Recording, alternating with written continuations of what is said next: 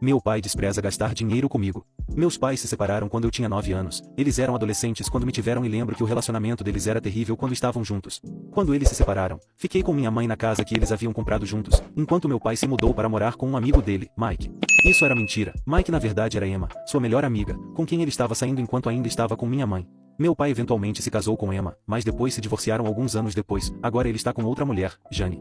Depois que meus pais se separaram, meu pai não se importou em me ver por meses e não pagou nada para minha mãe ajudar a cuidar de mim. Ele mais tarde tentou nos expulsar da casa para redecorá-la e vendê-la. Apesar de mim e minha mãe não termos para onde ir eventualmente, minha mãe encontrou um lugar alugado próximo para morarmos. Moramos lá por quase 10 anos, durante os quais meu pai finalmente começou a me visitar e também pagou pensão alimentícia, embora muito relutantemente.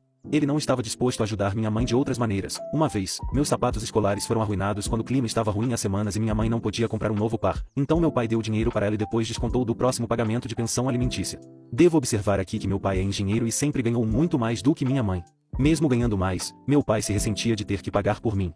Enquanto ele estava com sua ex-esposa, raramente fui convidado para passeios. Quando eu tinha 13 anos, ele parou de colocar meu nome nos presentes de Natal e aniversário para os membros da família e insistiu que eu agora tinha que comprar os meus próprios, já que obviamente eu não tinha emprego ou mesada. Isso geralmente ficava a cargo da minha mãe ou outros membros da família pagarem. Para o meu 18º aniversário, ele prometeu me levar para Glasgow para uma convenção de quadrinhos lá, mas ele não apareceu no aeroporto. Nunca recebi um presente dele para o meu 18º aniversário. Uma coisa semelhante aconteceu para o meu 21º, ele reservou para me levar para o Warner Brothers Studio Tour em Londres, mas depois me convenceu a cancelar algumas semanas antes de irmos devido ao mau tempo para dirigir, mas o tempo acabou ficando bom no final. Mais uma vez, não recebi nada dele no meu aniversário. Ele também parou recentemente de pagar para mim quando saímos para comer. Isso não me incomodava muito até recentemente, quando percebi que ele só parou de pagar para mim quando decidi ir para a universidade. Comecei a frequentar a universidade quando tinha 21 anos. Recebo uma pequena bolsa de estudos para me ajudar financeiramente. Meu pai acha que sou rico por causa disso e me pede para pagar por ele ocasionalmente. Algumas vezes ele me convenceu a pagar por ele e sua namorada também.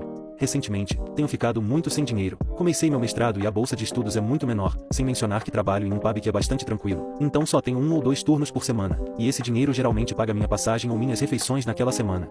Quando ele perguntou se eu queria sair para comer em um fim de semana no mês passado, eu sabia que não conseguiria pagar, então recusei, e ele não ofereceu de forma alguma para me ajudar uma vez. Onde estávamos indo, teria custado no máximo $15 para me ajudar uma vez, e eu teria oferecido para pagar de volta assim que tivesse o dinheiro. O ponto de ebulição deste ano foi na semana passada, quando sua namorada admitiu para mim que eles não tinham comprado nada do que eu pedi de presente de Natal. Isso não me incomodaria, exceto que eu pedi 3 livros que eu quero desesperadamente ler.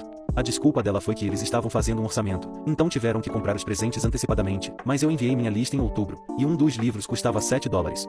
Se ele tivesse me dado apenas isso, eu teria ficado feliz.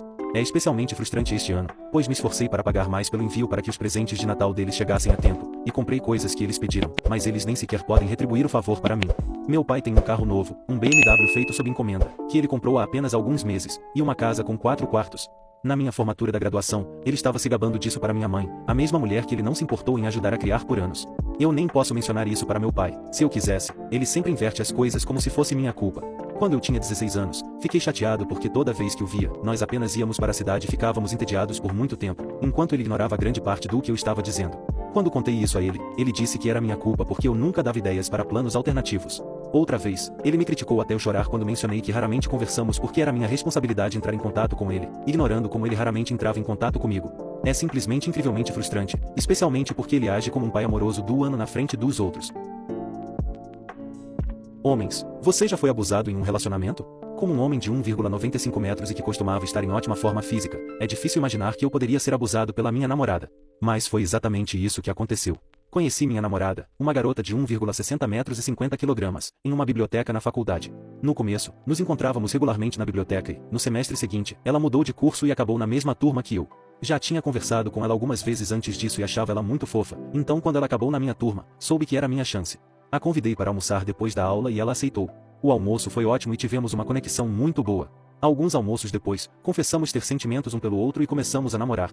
No começo do relacionamento, achei que ela estava se movendo rápido demais. Ela disse eu te amo 3 semanas depois de nos tornarmos namorados.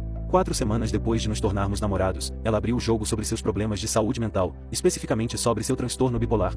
Ela me disse que as vozes desapareciam quando estava comigo. No momento, me senti feliz, envolvido no momento, disse que a amava. Estávamos indo muito bem nos primeiros meses, mas, aos 5 meses, tivemos nossa primeira discussão. Durante a discussão, ela foi pessoal e insultou minha mãe falecida. Para contextualizar, eu e minha mãe éramos muito próximos, ela faleceu quando eu tinha 19 anos e me criou como mãe solteira. O insulto à minha mãe foi um golpe muito baixo e eu avisei que se ela fizesse isso novamente, eu terminaria com ela. Ela pediu desculpas, mas as sementes do fim do nosso relacionamento foram plantadas. Isso foi 5 meses após o início do nosso relacionamento. Aos 6 meses, ela começou a me envergonhar por ter ganhado peso. Eu estava em ótima forma o tempo todo, mas, devido às provas, estava relaxando e estudando mais, pedindo mais comida e ganhando alguns quilos. Ela não perdeu tempo em me dizer como se sentia. Aos 7 meses, ela me agrediu pela primeira vez. Eu estava na cozinha quando ela entrou, gritando comigo, dizendo que tinha conferido a quilometragem do meu carro. Tinha aumentado 7 milhas quando a viagem que eu deveria fazer era de apenas 3,5. Ela afirmou que sabia que eu estava traindo e gritou para eu confessar que estava vendo outra mulher. Eu disse que ela estava louca e ela ficou furiosa. Ela me agrediu. Ela usou as próprias mãos e até me atacou com um rolo de massa. Tentei deixá-la naquela noite, mas ela ameaçou tirar a própria vida. Então essas ameaças se tornaram frequentes. Era um ciclo vicioso. Ela me agredia fisicamente ou verbalmente, eu ficava bravo e dizia que ia embora. Ela ameaçava se matar, eu concordava em não sair. Depois de um incidente particularmente grave em que ela quebrou uma costela minha com uma caneca grossa, decidi que ia deixá-la. Ela passou pelo ciclo usual de ameaçar se machucar e eu disse que não estava prestando atenção. Então ela me enviou vídeos dela se machucando. Eu a levei de volta. Tive coragem de deixá-la 1 ano depois, quando o abuso dela me fez querer tirar minha própria vida. Percebi que era o ponto de ruptura. Mudei de faculdade e desapareci sem aviso. Não mandei mensagem de término ou me despedi, formal ou informalmente. Simplesmente desapareci, deixando para trás meus amigos e tudo que eu conhecia. Nunca mais ouvi falar dela.